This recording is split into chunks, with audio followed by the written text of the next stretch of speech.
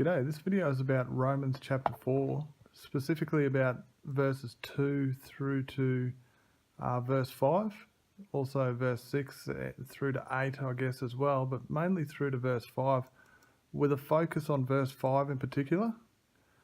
The devil uses this verse 5 to preach more or less a two-step salvation plan where the person needs to fulfill two criteria. They need to, one, be one who does not work for salvation, and two, believe on him who justifies the ungodly. And if they fulfill those two criteria, only then will God account righteousness to the person, and it is assumed that this righteousness being accounted is a full justification. And so this is carrying on from verse 3 here, which is a verse being taken from Genesis chapter 15 verse 6, which we will look at in a second. So just starting with verse 2 here. For if Abraham was justified by works, he has something to boast about, but not before God. Now, I want to point something out about that. See this term justified by works? There's two possible interpretations of that, and if you've watched my previous video, you might be familiar with what those two are. I've got them here. So the first one is that justified by works means that works is all the person is justified by. So you might say justified by works alone.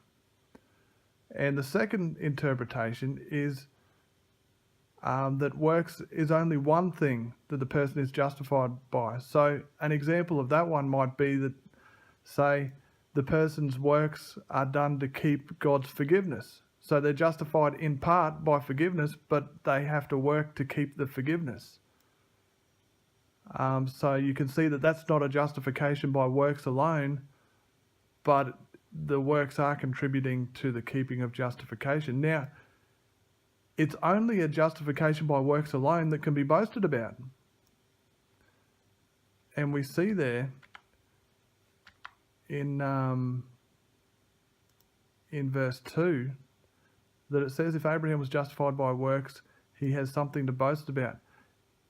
If instead the works are done to keep forgiveness, those works can't be boasted about, and the justification can't be boasted about, because the fact that you're justified by forgiveness means you can't boast. And it's the same with this verse 4 here. See how it says, now to him who works, the wages are not counted as grace, but as debt. It's only when you're justified by works that the reward is counted as debt. Works done to keep God's forgiveness do not result in the person being owed. So this is extremely important. You need to be careful that you don't use the wrong interpretation of the term justified by works there. So having established that it's most definitely referring to justified by works, we can continue and get the interpretation right. Now, so to prove that Abraham was not justified by works and that he does indeed have nothing to boast about, Paul then writes, for what does the scripture say? Abraham believed God and it was accounted to him for righteousness. Now to him who works, that is to him who is rewarded by works alone, the wages or the justification is not counted as grace but as debt. Now see, accounted righteousness is grace. So that's what he's getting at. Now, there shouldn't be a break here because this verse is pretty much part of the same sentence there, although they've got a full stop. And it continues, but to him who does not work, that is, to him who is not justified by works alone, but believes on him who justifies the ungodly, his faith is accounted for righteousness. So, who do we know that had their faith accounted for righteousness? Abraham. So what's it saying? It's saying that only a person that's not justified by works alone would have faith accounted for righteousness. Therefore, Abraham was not justified by works alone. So you can see there that it's got nothing to do with faith alone. Now, I'll show you what the devil does in regards to trying to make this about faith alone. Firstly, he uses that second interpretation. He uses this one here. Work is one thing that the person is justified by. So what he says is, he says that it's saying, for if works had anything to do with Abraham's justification, he has something to boast about. But what does the scripture say? Abraham believed God and it was accounted to him for righteousness. So he makes out like this verse here this passage in verse 3 proves that works in no way contributed to the keeping of justification and that it was therefore by faith alone. I'll show you how we can know for certain that it was not by faith alone. Here's the verse in the Old Testament, verse 6, Genesis 15, and he believed in the Lord and he accounted it to him for righteousness. So this is just after Abraham has been given the promise in verse 5 there. And this is back before Abraham was circumcised. That was in chapter 17. And Abraham offered Isaac as a sacrifice in chapter 22. And of course, we know that God pulled him back at the last moment. What I wanted to point out here is verse 1 shows that Abraham was already justified prior to being given the promise. And that makes a lot of sense.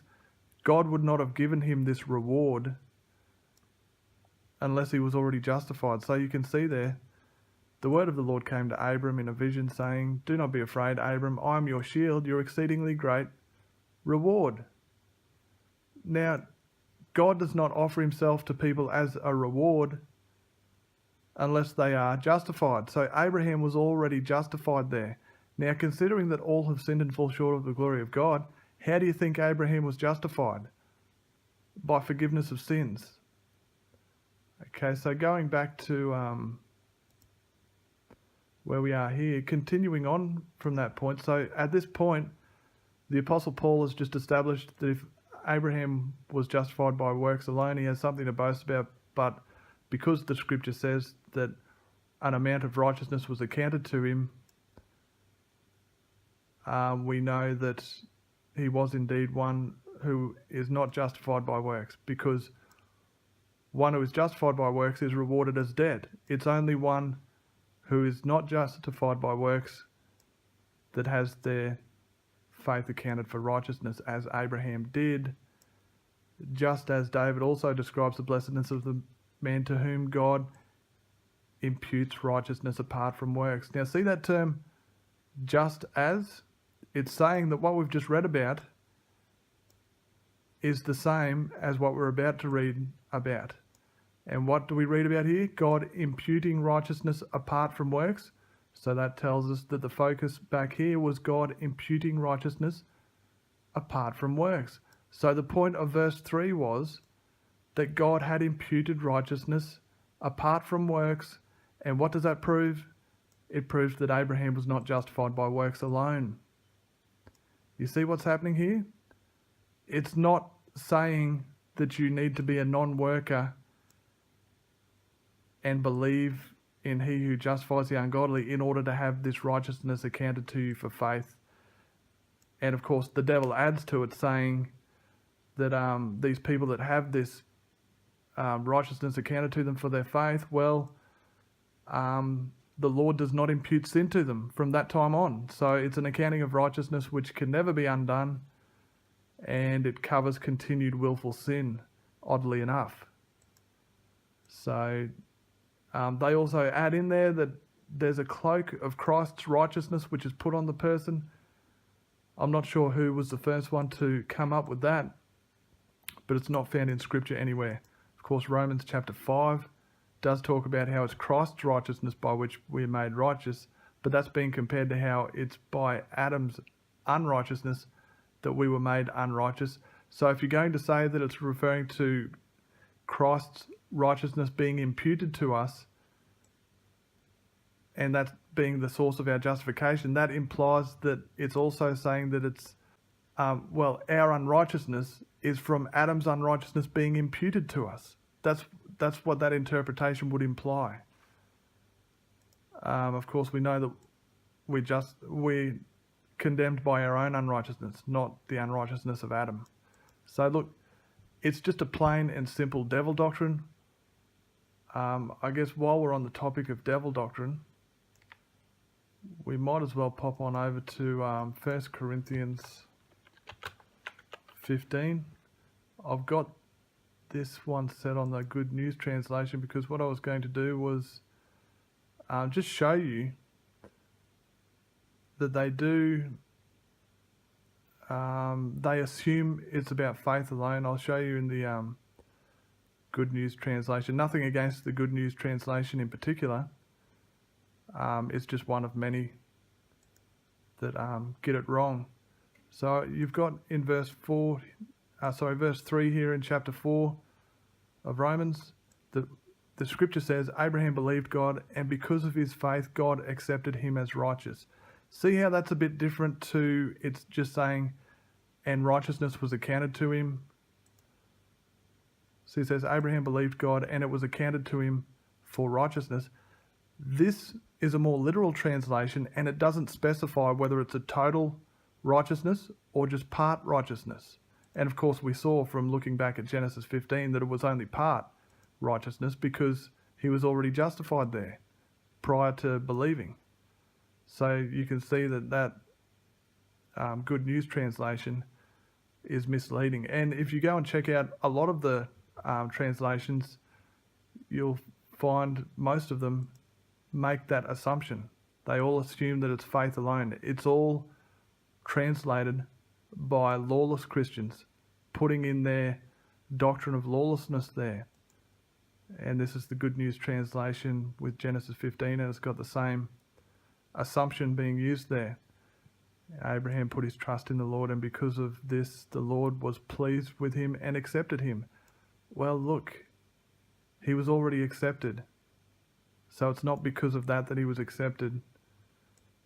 But yeah, this Good News translation is by no means the most obvious perversion of it. There's other ones I didn't think to check too many out. I was looking at them the other day and I certainly saw ones that are worse than that, but that one's bad enough. So 1 Corinthians 15, 1-4, the devil says that that's the gospel. And they scoff at the idea that this is not the gospel. Like they're very adamant and confident that this is the gospel. But the question I would ask is, why stop at verse 4 when the next word in verse 5 is and? Obviously the statement is not finished. Why do they have to cut it at the end of verse 4? Well, it's pretty obvious when you continue reading there. So this statement actually ends down in verse 8. You can see that it continues there, and then he was seen by Cephas, then by the 12. After that, he was seen by over 500 brethren at once, and it continues there. Then it says, then last of all, he was seen by me, as by one born out of due time. So you see that verses 3-8 are one statement, and when you read the entire statement, you see clearly that it's not a declaration of what the gospel is. So you see that verses 1 and 2 are about the gospel which he had already preached to them, and then he stops talking about the gospel. That's it. But there's all these people that are adamant and so confident that this is the gospel. They're completely deluded. They are completely lawless, and there is no helping them generally. Some of them can be brought to correction, and that's part of the reason I'm making this video. But most of them are completely deluded and cannot be helped because God has sent delusion to them to keep them reserved for hell, because he hates them, and he hates them because they're unrepentant. If they are repentant, God will make them believe. But it's their unrepentant heart that keeps them blinded. So what is being put forward in this statement from verses 3-8? Well, the focus in verses 3-4 is not so much Christ dying and being risen. It's more that it was done according to the scriptures, which means it was a fulfillment of prophecy. So what he's doing here is he's giving them reason to accept the gospel which he had previously preached to them. And they knew what that gospel was. He wasn't declaring it here. He was just reminding them of all the reasons that they should accept that gospel which he had already preached to them. So what were the reasons? Well,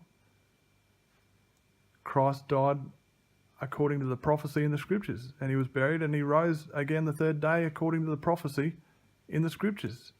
And he was also seen by Cephas after he was resurrected. He was seen by over 500, so that's some pretty good reasons to believe. Okay, so that's all that's going on there. I guess to finish off this video, I've just got this PDF over here, or a Word document rather, and I won't go through it all. I'll let you read it if you're interested. And yeah.